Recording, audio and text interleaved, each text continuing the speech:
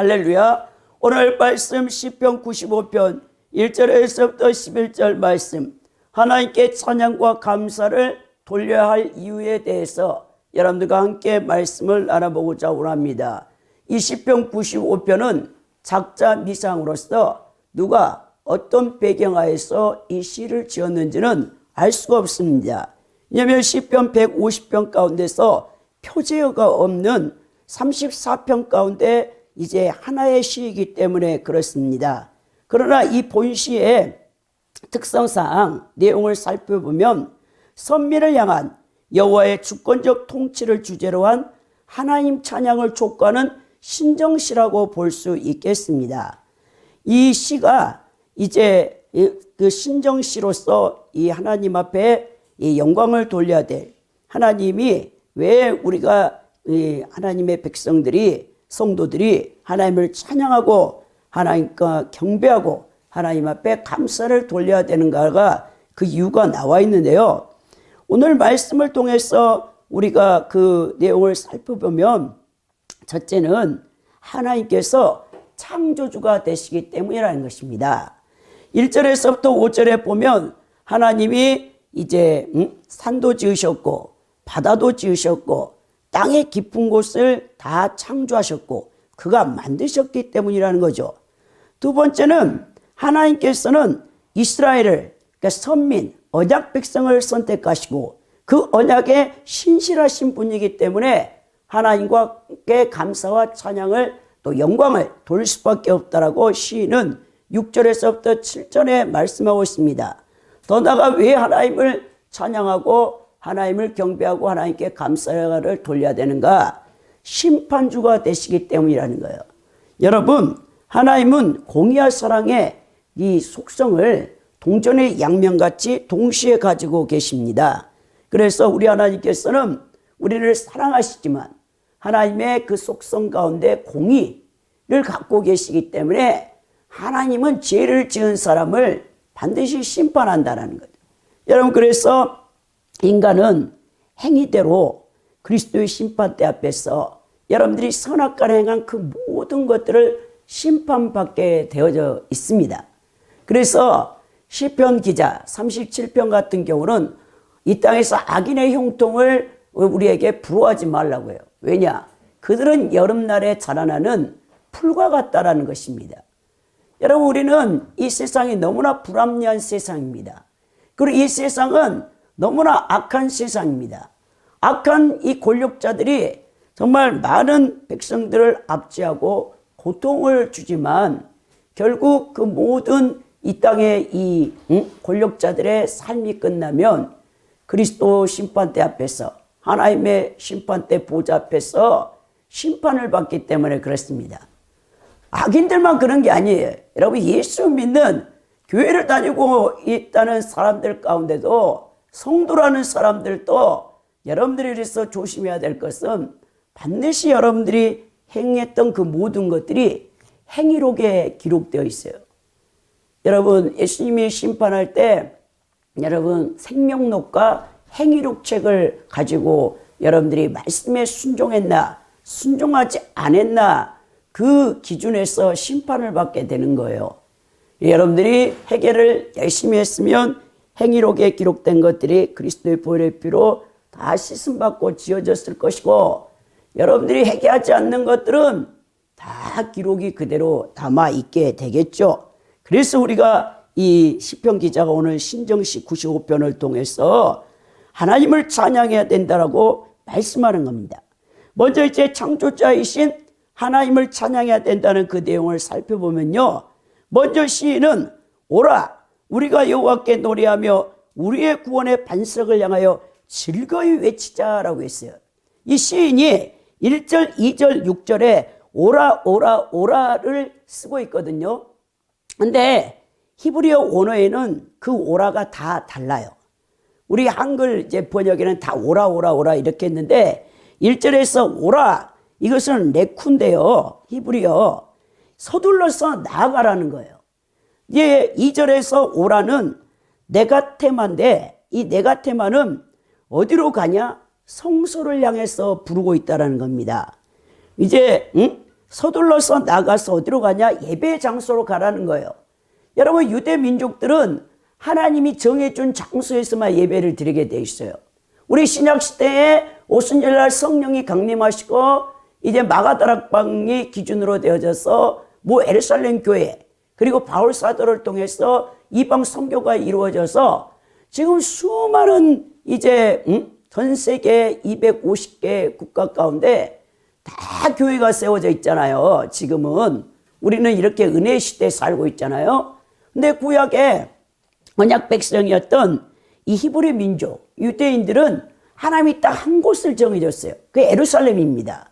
그래서 만 20세 된 남자들은 디아스포라로 전 세계로 흩어져 있지만 6월절 그리고 오순절 이 장막절 이 수장절에는 반드시 예루살렘으로 와서 빈손으로 하나님 앞에 오면 안 됩니다. 예물을 가지고 자신의 형편에 따라서 예물을 가지고 와서 하나님 앞에 예배를 드리도록 우리 토라 율법에 하나님이 그렇게 정하셨는데요. 왜 하나님이 한 곳에서만 예배를 드리겠냐? 우상 숭배를 금지하기 위해서 그랬거든요. 오늘 이렇게 예배 장소로 가까이 접근해서 오라, 서둘러 나오라고 얘기하면서 6절에도 오라고 하는데 여기서 이 오라는 뽀우라는 히브리어 단어가 쓰여졌는데 이 뽀우라는 것은 예배 장소 안으로 들어오라는 거예요. 그러니까 성전, 성막 뜰에만 있지 말고 성소 안으로 들어와서 그 하나님의 영광 가운데 계시는 하나님 앞에 그 임재 속에서 하나님을 찬양하고 하나님을 이제 경외하고 하나님 앞에 온전한 예배를 드리라라고 이 시인이 촉구하는데요. 우리가 하나님 앞에 나갈 때 가장 여러분들이 기쁜 건 뭡니까? 구원을 받았다는 거죠. 오늘 시인이 우리 구원의 반석을 향하여 즐거이 부르자라고 말했다는 거예요. 여러분들이 중생 거듭남의 체험이 없어요. 물과 성령으로 거듭나지 않았습니다. 그럼 여러분들이 교회를 수십 년 다녀도 여러분들은 하나님의 자녀가 아닌 거예요. 종교 생활하다가 여러분 인생이 끝나면 지옥 가는 거예요, 여러분. 그래서 여러분들이 가장 하나님을 여러분 섬길 때 그리고 교회에 들어올 때 가장 기쁜 게 뭐냐면 나를 구원해 주신 하나님, 내 죄를 사해 주신 하나님, 나에게 영생을 주신 하나님, 그것이 가장 여러분들에게 큰 기쁨 그리고 즐거움 그 자체가 돼야 된다는 거예요. 근데 신앙생활을 오래 하다 보면 신앙 연수가 오래된 분들은 기쁨이 없어요. 구원의 즐거움을 잃어버렸어. 그리고는 이제 형식적인 거, 외식적인 이 예배자의 모습, 이건 예배가 아닙니다, 여러분. 하나님께서는 요한복음 4장 23절 24절에 하나님이 영이시니 하나님께 나오는 자는 신령과 진정으로 예배할지다 했어요. 하나님이 지금도 예배자를 찾고 계세요. 전 세계에 이렇게 많은 교회가 있는데 그리고 주일날 그 수많은 사람들이 예배를 드리고 있는데 하나님이 예배자를 찾고 있다는 거예요. 그렇다면 여러분들이 경각심을 가져야 됩니다. 내가 매일 하나님 앞에 매주 52주잖아요. 우리가 1년 365일 52주 동안 한 번도 교회를 빠지지 않았어. 그리고 주일 예배를 드렸어. 근데 과연 하나님께서 여러분들의 예배를 다 받으셨을까요? 여러분들이 중심에 없는, 마음에 없는 그런 예배는요, 하나님이 받지 않는다는 겁니다. 여러분, 오늘 하나님을 거듭 찬양할 것을 시인이 촉구하면서 여기서 구원의 반석을 향하여 즐거이 부르자라는 것은 8절 이후에 나오는 출애굽기 이후에 광야에서 있었던 사건들을 배경으로 여기서 지금 말씀하고 있는 거예요. 여러분, 구원은 이러한 광야 생활을 있게 한 역사적인 사건이었죠. 출애굽 사건을 염두에 두면서 시인이 말하고 있는 겁니다. 이스라엘 백성들이 430년 동안 바로의 압제 가운데서 엄청난 노예로서 고통스러운 견디기 힘들었던 삶을 살았는데 그들이 하나님 앞에 부르짖었을 때 모세라는 이 한 사람의 지도자를 세워서 하나님께서 이스라엘 백성들을 출애굽시켰습니다. 바로 이런 역사적인 배경을 가지고 이 시인이 이제 하나님을 찬양할 것을, 경배할 것을, 하나님께 감사를 돌릴 것을 얘기하면서 하나님이 어떤 분이냐? 반석을 썼어요. 반석. 여러분 이 반석은요 하나님을 상징하는데 믿음직함과 변함없는 신실성을 강조하기 위한 이 예표로 변함이 없이 견고하며 흔들리지 않는 표상이 뭡니까? 반석 아닙니까 여러분? 그래서 다윗도 여러 시편을 통해서 하나님 나라의 구원의 반석이시오, 나의 산성이시오, 나의 요새시오, 나의 힘이시오, 나의 노래시오, 나의 피할 바위시오, 피난처시오, 그런 환난 가운데 나를 건지실 분이라는 표현을 많이 썼는데요. 여러분 이 팔레스틴 땅에는 반석이 참 중요해요. 그냥 피난처가 됩니다. 이제 길을 가다가 도적들을 만나게 되면 큰 반석 뒤에서 숨어 있어야 돼요. 그리고 사나운 짐승들을 만나게 될 때 여러분 몸을 안전하게 숨길 수 있는 곳이 바로 이 반석이었단 말입니다.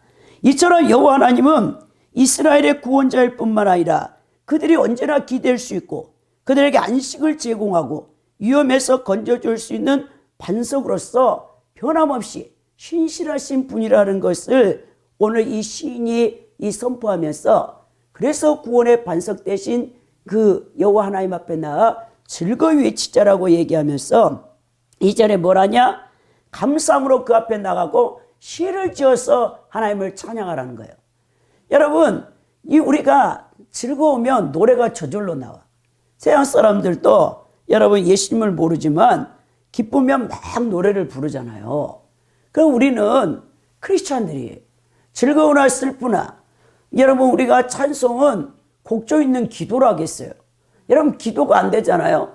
그러면 여러분 찬송을 부르십시오. 우리 하나님께서 여러분들의 그 모든 기도를 들으십니다. 오늘 여호와 얼굴 앞으로 서둘러 나가서 뭘 하자고 우리에게 즐겁게 시를 지어서 하나님을 예배하고 찬양하라고 얘기합니다. 여러분 이 시를 짓는다는 것은 여기서는 자미르라는 히브리어가 쓰였는데 손가락으로 튕긴다라는 거예요. 이건 바로 여러분 악기를 연주하면서 큰 소리로 하나님을 찬양하라는 거예요. 여러분들의 신앙이 정말 하나님 앞에 성령 충만한가, 그리고 하나님을 잘 섬기고 있는가, 여러분들 상태를 알려면 찬양 소리를 들어보면 알아. 그 교회가 살아있는가, 그 교회가 죽은 교회인가를 알아보려면 찬양, 예배 드릴 때 성도들의 찬양 소리를 들어보면 이 사람의 영혼이 살아있는가 죽어있는가가 정확하게 가늠할 수 있어요. 여러분 그래서 여러분 슬플 때도 찬양하고 기쁠 때도 찬양하고, 왜? 여호와 하나님 앞에 여러분들은 구원받은 백성으로서 얼마나 감사할 일이 많습니까? 오늘 시인이 또 왜 우리가 하나님 앞에 찬양을 돌려야 되냐면 이제 3절에서부터 5절까지는 바로 하나님이 창조주고, 더 나아가 오늘 시인은 하나님은 모든 신들보다 크신 왕이기 때문이라고 했다는 거예요. 야, 우리 하나님께서 고대 근동에는 이스라엘 민족 외에는 다 다신 숭배 사상, 우상을 섬겼잖아요. 근데 우리 하나님께서 이스라엘 백성들을 택해서 그 다신이 아닌 유일신 하나님, 엄청난 그 권능의 하나님을 이스라엘 백성들은 체험했습니다. 여러분 애굽 땅에 출애굽할 때 하나님께서 그 민족을 선택하시고 그들과 언약을 맺으신 하나님은 온 땅에 홀로 위대하시고 강하고 위대한 분이라는 것이죠. 이런 신앙적인 고백은 그들의 추상적인 말뿐인 고백이 아니었어요. 바로 이스라엘 민족은 그 신앙 공동체는 이 출애굽 여러분 그 역사 때 애굽에 내리신 전무후무한 10가지 재앙들과 홍해를 가르시는 일, 40년 동안 만나와 매출하기로 200만 명을 먹이셨던 그 사건, 낮에는 구름 기둥과 밤에는 불 기둥으로 그들을 인도하시고 보호하신 사건, 물을 반석에서 내시고 그리고 그들을 젖과 꿀이 흐르는 땅으로 인도하셨던 헤아릴 수 없는 여러분 하나님의 기적과 능력을 맛본 자들이란 말입니다. 이토록 놀라운 일을 체험하고 하나님의 도우심과 은혜를 체험한 그들은 마땅히 당연히 위대하신 왕 대신 하나님을 찬양해야 된단 말입니다. 야, 우리도 오늘 올 한 해를 되돌아볼 때 하나님께서 여러분들의 기도 가운데 응답하셨어요. 가장 원했던 것을 응답하셨는데 여러분들은 진실로 그 하나님 앞에 찬양과 감사를 돌렸습니까? 여러분들의 신앙을 점검하시기 바랍니다. 여러분, 우리 하나님은 정말 위대하신 분이에요. 이 시인은 하나님의 백성들이 그분을 섬기며 하나님 뜻에 절대적으로 순종하는 삶을 살 것을 왕이라는 표현을 써서 하나님을 경외해야 된다고 말합니다. 그러면서 그 시인이 4절부터 창조주 하나님을 찬양하는데요. 땅의 깊은 곳이 그의 손안에 있고 산들의 높은 곳도 그의 것이라 했어요. 여기서 땅의 깊은 것이라는 것은 여러분 지구 가장 여러분들이 다 일반 학교 공립학교를 다녔으니까 지구과학 시간에 배웠을 겁니다. 지구에 여러분 가장 맨틀 핵이 있어요. 그 지구 핵이 용암 불이 지금 타고 있죠. 지구에 자기장이 발생해서 북극의 오로라 현상이 나오는 겁니다. 여러분 우리 하나님께서 이 지구 중심주의, 그 지구 가운데서도 인간 중심주의, 인간 가운데서도 성도를 중심으로 해서 구속사를 진행하고 계시는데요. 우리 하나님께서 지구 중심을 붙들고 계신다는 거예요. 이 세상이 자연재해, 전쟁, 기근, 난리에 소문이 끊이지 않죠. 왜? 예수님이 재림 때가 가까이 오고 있다는 것을 우리에게 알려주는 거죠. 그게 신호예요, 신호. 가까이 오고 있어, 예수님 재림 때가. 예수님 오시면 이 모든 세상은, 이 지구 전체는 불로써 태워지잖아요. 심판을 받게 되는데 우리 하나님께서 지금도 한 영혼이라도 더 구원 받게 하시기 위해서 오래 참고 계시는 것이죠. 하나님은 천년이 하루 같고 하루가 천년 같다 했어요. 왜? 하나님은 시공간을 초월해 계시고 시간과 공간의 제약을 받지 않으시는 창조자이시기 때문에. 자, 그러면서 산들의 높은 것도 하나님 것이라는 거예요. 여러분 산하면 여러분들은 히말라야의 14자봉 다 8,000m 이상의 어마어마한 산들이잖아요. 그 신들의 거처로 사람들이 여긴단 말이에요. 네팔이나 여러분 그쪽 티베트 사람들은 인간이 그 8,000m를 어떻게 도전합니까? 근데 19세기 말부터 여러분 산악인들이 전 세계 사람들이 거기를 산소통을 메고 올라가기 시작했어. 그래서 인간이 정복을 했어. 14자봉을 다. 그러니까는 거기에 신들의 거처 아니야. 인간이 정복할 수 있어. 인간이 이렇게 교만해졌는데 고대 세계는요. 높고 험준한 산 그 자체가 신의 숭배 여러분 대상이었어요. 왜냐하면 특히 고대인들은 만년설이 덮여 있잖아요. 거기 눈이 쌓여있는 봉우리를 보고 저기는 신들의 거처하는 곳이다 라고 신들의 영역으로 간주했지만 하나님이 그것도 창조했다라는 거예요. 여러분 제가 그 다큐멘터리를 보았는데 히말라야 산맥 에베레스트 산맥이 8,000m 이상이잖아요. 거기서 딱 그 지구에 이 흐르는 공기의 흐름이 막히더라고요. 그래가지고 바뀌어요. 그 흐름이. 대단합니다. 하나님이 인간이 이 지구에서 생존할 수 있게끔 이 그런 높은 산을 다 만드신 겁니다. 하나님이 창조하셨죠. 5절에 보면 바다도 그의 것이라 그가 만드셨고 육지도 그의 손으로 지으셨다라고 되어져 있습니다. 여러분 고대인들은요 바다를 보면 너무 두려워해. 만약 여러분들이 이 크루즈를 타고 가다가 딱 자초됐어. 그리고 여러분 혼자만 대양 바다에 살아남아 있어. 얼마나 두렵습니까? 막 파도가 밀려오는데 여러분 그 무섭잖아요. 인간은요 우리는 한계를 정해줄 때 안정감이 있어. 여러분들이 사막에 떨어져 있어. 그럼 여러분 두려움이 느껴져. 왜? 이 공간이 끝이 얼마큼 되는지 알지 못하잖아요. 인간은 그래서 피조물인 거예요. 바다 대양에 떨어져 있으면 두렵고 여러분들이 사막에 놓여져 있으면 두려워. 왜? 그 끝을 모르기 때문에. 그러니까 다 여러분 그 바다가 얼마나 두렵겠습니까? 인간의 공포 대상이죠. 그래서 이제 고대 로마 여러분 신화 같은 데 보면 포세이돈 혼돈의 신이 지배한다고 그런 사상을 내잖아요. 시인은 이런 바다조차도 하나님 피조물에 불과하다. 하나님이 다 만들었다라는 겁니다. 그러면서 이 창조주 되신 하나님을 찬양하라고 이제 그 이스라엘 백성들에게 선포하면서 이제 더 나아가서 언약의 신실한 하나님을 찬양하고 경배하라고 권면하고 있는데요. 6, 7절에 보면 오라 우리가 굽혀 경배하며 우리를 지으신 여호와 앞에 무릎을 꿇으라라고 얘기하죠. 여러분, 우리는 하나님 앞에 나아갈 때 마음에 무릎을 꿇어야 돼요. 교만한 자들은 마음에 무릎을 꿇지 않아.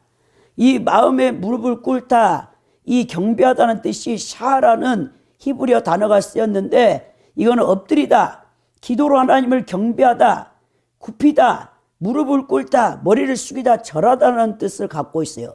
실로 인간이 여호와 하나님 앞에 엎드려 경배하는 것 외에 취할 수 있는 태도가 없다라는 것을 얘기합니다.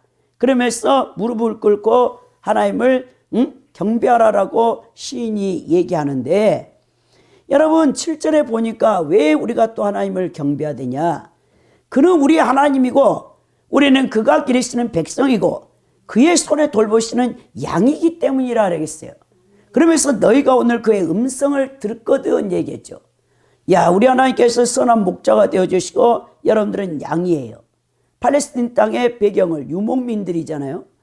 여러분, 이 양은 목자가 없이는 생존이 불가능합니다. 반드시 양에게는 목자가 있어야 돼.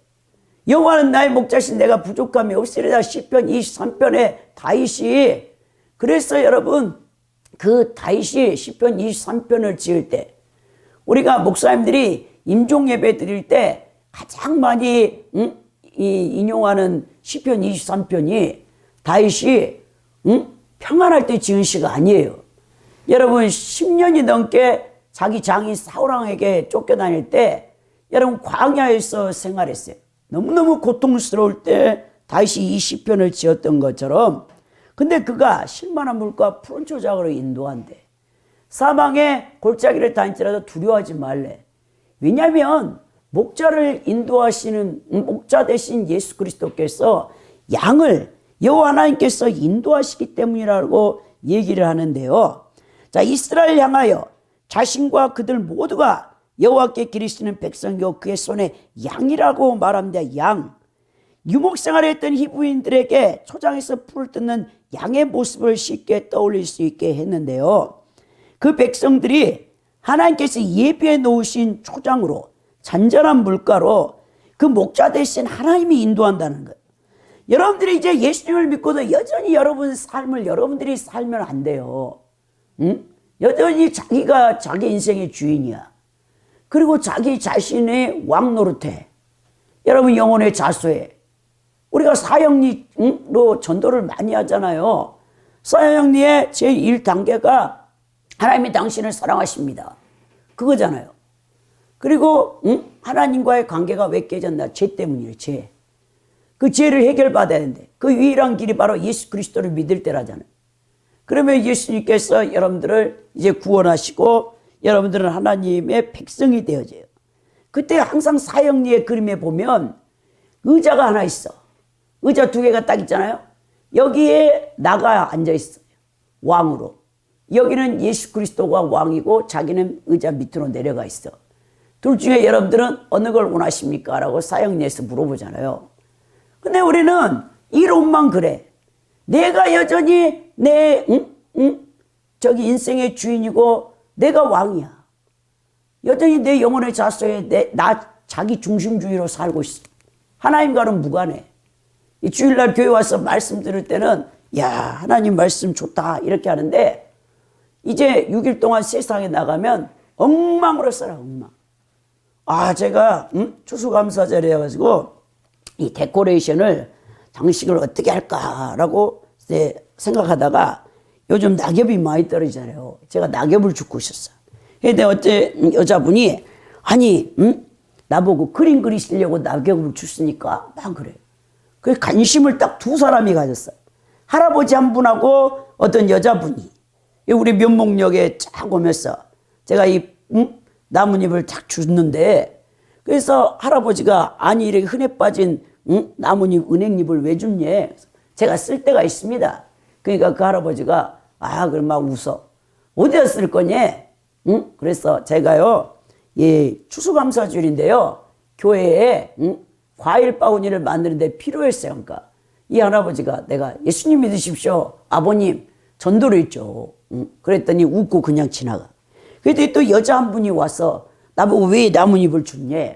그래서 제가, 추수감사절이어가지고 저는 이제 교회에 목사인데, 그래서 과일 장식을 좀 하려고 해요. 그러니까 자기가 막 주워줘, 이 여자분이.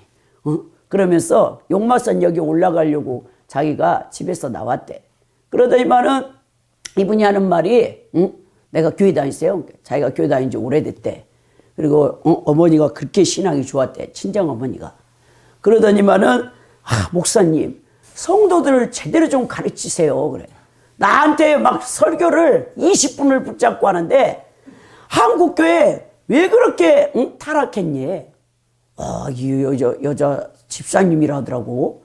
자기는 작은 교회 다닌다고 얘기하면서 특히 목사들 그리고 장로들 권사들 다 엉터리래. 그러면서 자기 친정어머니 때문에 목포가 고향이라더라고요. 전라도 사투리. 저도 전라도 나주니까 둘 다 똑같은 말씨를 쓰니까 나보고 전라도가 고향이세요? 물어봤을 때 제가 나주인데요. 저는 목포입니다. 그 여자 집사님이 그랬어요. 제가 봤을 때 60대 한 중반은 됐을 것 같아. 이분이 그 얘기를 하면서 자기 집안은 어머니가 일대로 믿었는데 그렇게 우상 숭배가 셌는데 그 고난을, 그 핍박을 친정 아버지가 어머니가 새벽에 왜 갔다면 막 성경책을 다 찢어버리는데 그렇게 두들겨 막 때리는데도 그걸 다 이겨가지고 어머니가 그 신앙이 좋아가지고 지금 사촌 그 남동생이 미국에 선교사라고 가 있대. 목사로. 원래 신학대학 교수가 꿈이었다고 해가지고 일반대 나와가지고 명문대 나와가지고 그래가지고는 이제 박사 받아와서 유명한 신학대 교수가 하겠다 했는데 그냥 미국에 눌러 앉았대. 그 얘기하면서 사촌 오빠까지 자기 집안이 지금 목사가 5명이래요. 그리고 사촌 언니들 전부 권사래. 또 사촌 오빠들은 장로래. 근데 이 양반이 하는 말이 내가 봤을 때 천국 갈 사람이 거의 없대. 그 얘기를 듣고 내가 충격을 받은 거예요. 그렇게 엉터리. 너무너무 세속화되어져가지고 그것도 우리나라의 최고 교회를 다 다닌대. 큰 교회. 거기서 수석 권사, 수석 장로래. 야, 그 말 되게 심각합니다. 얼마나 교회하고 일반 사람보다 더 못하다고 그 얘기를 하면서 제발 목사님 제대로 좀 성도들을 가르쳐 주세요. 내가요 오직하면 신학교 가가지고 자기가 목사하려고 했대. 왜요? 그랬더니 오늘날 목사님들이 바른 설교를 하지 않기 때문에 성도들을 다 지옥에 보내고 있는데 자기라도 그 바른 설교를 해가지고 한 명이라도 천국으로 바르게 인도하려고 자기가 늦은 나이에라도 신학을 해서 목사가 되어져서 좀 바르게 가르쳐 볼까. 제가 정의롭거든요. 그 집사님이 그 얘기를 하면서 근데 너무 늦었다고 이제 그 얘기하면서 나에게 막 저에게 낙엽을 주워주더라고. 그래가지고 이제 용마산에 올라가니까 우리 교회 여기요. 그랬더니 이제 과일을 잔뜩 제가 사갖고 왔거든요. 동호시장에서. 그걸 들어주고 우리 교회 앞에까지 와갖고 갔는데 제가 그거 듣고 이거 큰일 났다. 한국 교회가 왜 이렇게 됐냐. 정말 답답하더라고요. 여러분, 우리 하나님께서 우리를 양으로 목자가 되어주셔서 우리를 그 능력 가운데 보호하시고 우리를 지켜주신다고 말을 하면서 오늘 뭘 하냐면 너희는 내 음성을 들으라고 말합니다. 왜냐하면 요한복음 10장에도 예수님이 나는 선한 목자다라고 얘기하시면서 내 양은 내 음성을 듣는다고 했잖아요.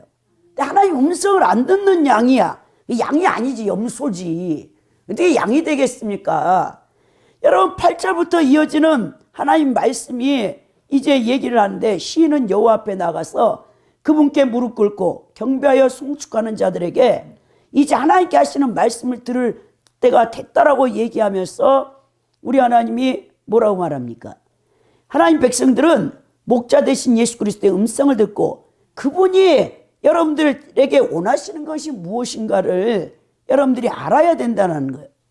여러분들이 어떤 계속되는 고난이 있습니까? 그 고난의 원인이 무엇인가를 여러분들이 깊이 생각을 해봐야 돼요.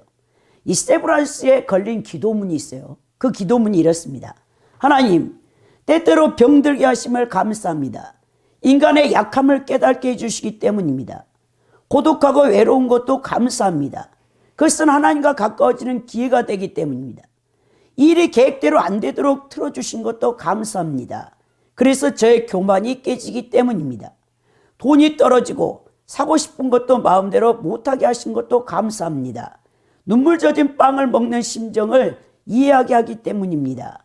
자식들이 공부를 기대만큼 안 하고 아내가 미워지고 어머니와 형제들이 짐스러워질 때도 감사합니다. 그래서 그들이 저의 우상이 되지 않게 하기 때문입니다. 때로는 허물을 느끼게 하고 때로는 몸이 늙고 아프게 하심도 감사합니다. 그러므로 인해서 영혼을 사모하는 마음을 가지게 하기 때문입니다. 라고 여러분 세브란스 병원에 이 기도문이 걸려져 있습니다. 여러분들 어떻습니까? 오늘 우리 하나님께서는 신실하시게 언약을 지키시는데 여러분들이 성도들이 언약을 깨트린다는 거예요. 여러분 오늘 그러면서 우리 하나님께서 심판주 되신 하나님을 찬양하라고 이 시인이 얘기하면서 7절부터 이제 8절부터 11절에 너희는 무리바에서와 같이 또 광야의 마사에서 지냈던 날과 같이 너희 마음을 완악하게 하지 말지어다 라고 얘기합니다. 여기 무리바 사건, 마사 사건이요 출애굽기 17장이 배경이에요. 신광야를 떠나서 니비딤의 장막을 쳤거든요. 근데 물이 떨어졌어. 그러니까 이제 이스라엘 백성들이 모세가 아론을 막 죽이려고 덤비는 거예요. 그 모세가 하나님 내가 언제 저들에게 지도자가 되고자 원했습니까? 하나님이 선택하셔놓고 저렇게 정말 원망불평하는 저들 때문에 내가 더 이상 이렇게 지도자가 될 수 없습니다라고 모세가 막 하나님 앞에 부르짖고 기도하니까 우리 하나님이 네가 갖고 있는 반석, 네가 갖고 있는 지팡이로 그 앞에 반석을 치라. 그럼 내가 생수가 나오게 해서 저 원망불평하는 무지한 백성들을 내가 마시게 하겠다라고 했잖아요. 그래서 여러분 물이 나와서 마셨거든요. 근데 바로 이제 그 뒤 후반절에 보면 아말렉이 쳐들어왔어. 야, 원망불평과 동시에 아말렉이 쳐들어와서 다 죽여. 그때 모세와 아론 훌이 산 꼭대기에 올라가서 모세의 손을 양 사이드로 받쳐주면서 기도가 영적 전투의 기도가 들어간 거죠. 여호수아가 군대를 끌고 갔어. 무슨 군대가 있겠습니까? 오합지졸이지. 430년 동안 무슨 그들이 노예 상태로 있다가 출애굽하고 바로 전쟁인데. 근데도 모세의 손이 내려오면 저 아말렉이. 모세의 손이 올라가면 승리해. 아말렉이 누굽니까 여러분? 영적으로 보면 여러분들의 옛사람이에요. 여러분들이 물과 성령으로 거듭났는데 여러분 안에는 옛사람과 새사람이 공존해 있어. 이 옛사람은 죄악성과 자아가 결합되어 있고 새사람은 하나님의 생명과 내 자아가 결합되어 있어요. 이 영적 전쟁이 치열합니다. 여러분 하나님이 여러분들 앞에 선택, 인간의 자유의지를 주셨어. 여러분들이 선택해야 돼. 나는 악을 이 선으로 이기고 승리할 것인가? 아니면 내 옛 자아에 져서 옛 자아는 마귀에게 준동을 받아요. 계속. 그리고 새 사람은 성령의 감동을 받는데 여러분들이 선택이 달려있단 말입니다. 오늘 그들이 불평, 불만, 불신, 하나님을 신뢰하지 못함으로 끊임없이 원망불평했죠. 그걸 말씀하시면서 출애굽한 1세대가 광야 40년 동안 여호와 하나님을 불신앙하고 불순종하며 원망불평하며 범죄했던 역사적 사실을 기록해서 이 경고의 말씀을 대언하면서 너희 마음을 완악하게 하지 말지다 했어요. 왜 너희들이 시간만 나면 그 이스라엘 백성들이 뭐 조그만 환경이 어려우면 원망불평이냐면 마음이 패역했다는 거예요. 이거 정말 무서운 말입니다 여러분. 마음이 하나님의 권능과 표적과 기적을 맛보고도 불순종하는 원인이 뭐냐면 마음이 패역했기 때문이에요. 이거를 신약의 히브리서 기자가 설명했는데요. 히브리서 6장 4절에서부터 6절, 10절에서부터 10장 26절에서 27절에 뭐라 했냐면 진리를 아는 지식을 받은 후 짐짓 죄를 범하는 경우는 속지 않은 제사가 없다라고 경고합니다. 여러분 이 짐짓 짓는 죄가 뭐냐면요. 반복적으로 고의적으로 하나님을 거역해 뜻을 진리를 아는데도 그리고 하늘의 은사를 맛보고 비춤을 받았는데도 계속해서 범죄한다. 그러면 여러분 다시 예수님을 십자가에 못 박아야 된다고 했는데 이는 한 번의 거역이 아니었어요. 이스라엘 백성들이 광야 40년 동안 10번이나 거역했다. 10번은 단순히 숫자적으로 10번이 아니에요. 이 이스라엘 민족은 숫자가 중요한데 10이라는 것은 원수예요. 원수. 그러니까 여러분 부족함이었기에 하나님을 그렇게 많은 하나님을 시험하고 거역했던 그 원인이 뭐냐면 너희들의 마음이 패역했기 때문이랍니다. 그래서 무리바에서 같이 또 광야의 마사에서 지냈던 날과 같이 무리바가 다투다 싸우다라는 뜻이고 마사가 시험하다는 거예요.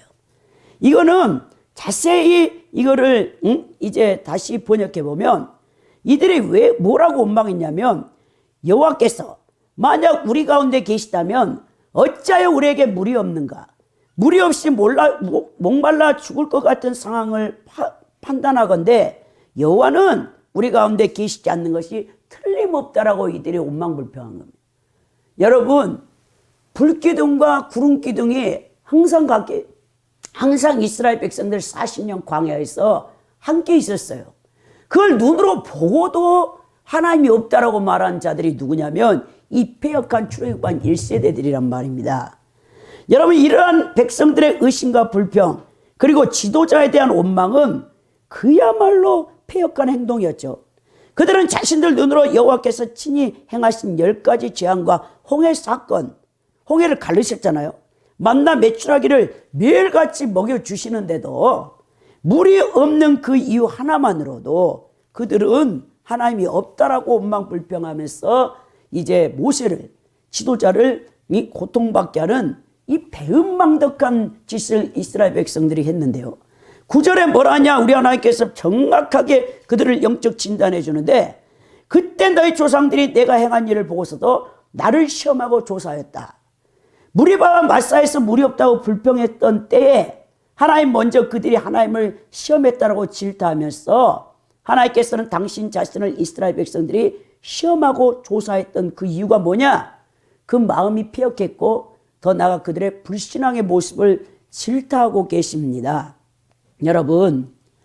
여러분들이 알고 있는 하나님이 진짜 성경에 계시된 하나님입니까? 아니면 여러분들이 이성과 지성으로 파악한 하나님에 대한 지식에 불과합니까? 아니면 자신의 타락한 욕망을 채우기 위해서 여호와 우상 숭배를 했던 이스라엘 백성처럼 여전히 예수님을 우상 숭배하고 있지 않는가? 여러분들의 신앙을 오늘 점검해야 된다는 말입니다. 여러분 10절에 뭐라 하냐? 내가 40년 동안 그 세대로 말미암아 근심하여 이르기를 그들은 마음이 미혹된 백성이라 내 길을 알지 못한다 하였도다 라고 했습니다. 40년 동안 하나님을 근심시켰대요. 여러분 이 언약 백성이. 근데 그 원인이 뭐냐면 마음이 미혹됐다라는 겁니다. 이스라엘 백성들의 이 불순종은 여호와 하나님을 근심시키고 슬픔과 혐오의 대상이 됐다는 거예요.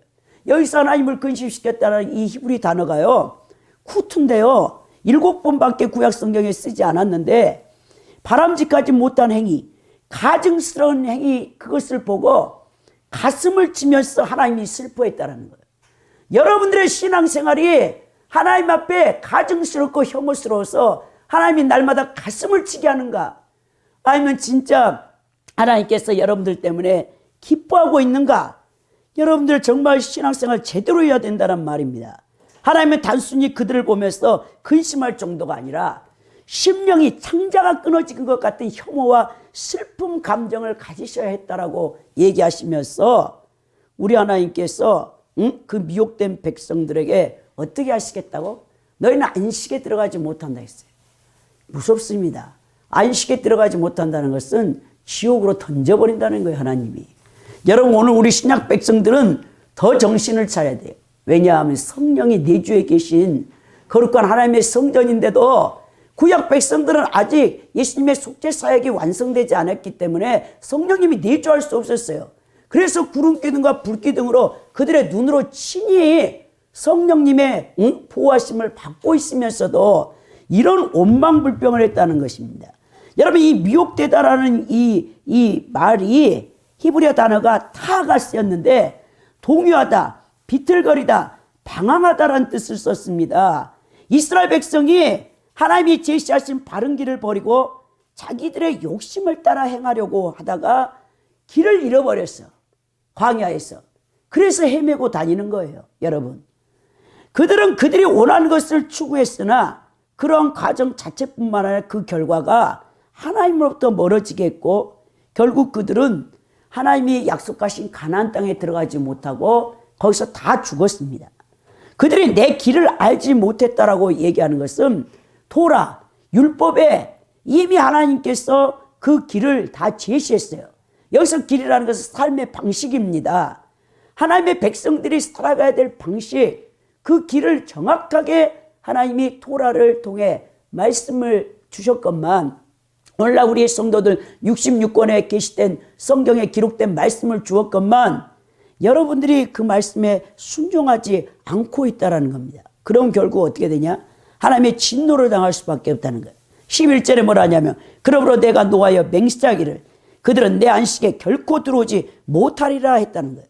마음이 미혹된 백성, 하나님의 도를 알지 못하는 자들에게 하나님이 정확하게 심판하시는데 내 안식에 못 들어온다.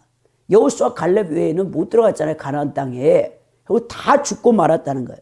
이 내 안식이라는 것은 여러분 직접적으로는 가나안 땅을 상징하고 있지만 오늘날 우리 성도들에게는 천국의 영원한 안식, 천국을 얘기하고 있습니다. 여러분 그래서 우리는 안식할 때가 기다리고 있다. 히브리서 기자가 히브리서 4장에 여호수아 갈렙이 안식을 주지 못했지만 우리 백성들에게 아직 안식할 때가 남아있다라고 히브리서 4장 8절에서 9절에 히브리 기자가 얘기하면서 그 안식에 들어가기를 힘쓰고 우리에게 격려를 하고 있는 것을 보게 됩니다. 옛적 이스라엘 백성들이 마음을 강팍하게 하고 의도적으로 여호와께 불순종한 것처럼 하지 말고 말씀을 순종함으로 힘써서 안식에 들어가기를 힘쓰라고 말합니다. 여러분 천국은 아무나 가는 게 아니에요. 아까 저 낙엽을 주워준 여자 집사님이 목사님이 나만 바보입니까? 난 하나님 말씀대로 살고 있는데 왜 내 주변에 있는 내 일가 친척들, 오빠들 목사라는 또 내 남동생, 아버지가 전 재산 시골에서 다 팔아가지고 미국 유학 자금 다 보내줬는데도 아버지를 찾아뵙지도 않는다는 거야. 어머니 일찍 49에 새벽 예배 다녀오시다가 심정지로 일찍 소천하시고 그 막내 아들을 그렇게 유학까지 보내줬는데도 딱 1년에 딱 한 번 100만 원 보내면서도 누나 내 주변에 목사들 한 사람도 자기 부모한테 용돈 보내는 사람 없대. 나는 이거 큰 거 보내준 줄 알아. 미국에서 그렇게 잘 산대요. 차가 그냥 좋은 차를 2대나 굴리고 그렇게 3층 집 지어가지고 잘 사는데도 그러면서 누님이 나는 가난해서 아버지한테 한다고 하는데 나는 못하는데 왜 목사들은 그 모양이냐. 아주 권위의식만 잔뜩 찌들어가지고 그리고는 말씀을 도대체 뭘로 배웠냐. 자기 또 언니들 사촌 언니들 다 잘 살고 대형교회 수석 권사들인데 왜 그렇게 말씀으로 살지를 않고 다 형식적이고 외식적이니. 그 얘기를 하면서 저보고 제대로 가르치라고 했다 했잖아요. 오늘 정말 그러기 때문에 우리 한국교회가 욕을 얻어먹는 거예요. 세상을 리드하지는 못하잖아요, 여러분. 말씀을 여러분들이 지식으로만 갖고 있어서는 안 된다는 거예요.